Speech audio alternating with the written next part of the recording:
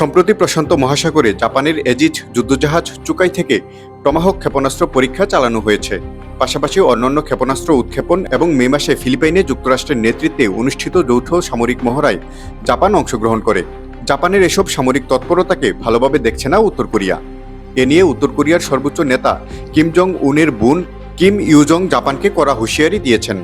তিনি সতর্ক করে বলেছেন, জাপান যেভাবে সামরিক শক্তিতে রূপান্তরিত হচ্ছে তার জবাবে পিয়ংইয়ং অতিরিক্ত সামরিক পদক্ষেপ গ্রহণ করবে।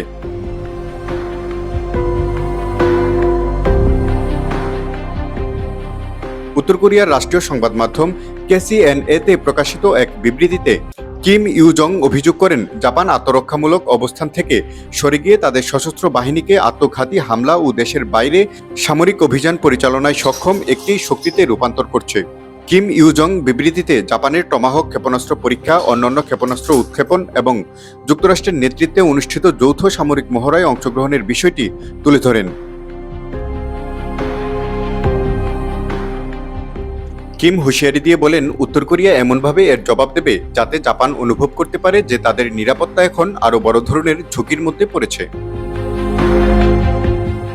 জাপানের এসব বিপজ্জনক সামরিক পদক্ষেপের পেছনে যুক্তরাষ্ট্রের হাত রয়েছে অভিযোগ করে কিম বলেন, টমাহক ক্ষেপণাস্ত্র সরবরাহ, সামরিক জাহাজ পরিবর্তন এবং ক্ষেপণাস্ত্র পরীক্ষার সহায়তা করে ওয়াশিংটন জাপানের সামরিক শক্তি বৃদ্ধিতে ইন্ধন দিচ্ছে।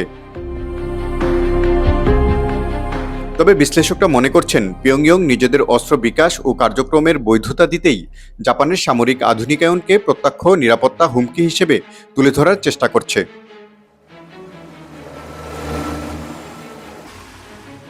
তারিকুল ইসলাম, ব্রেকিং নিউজ।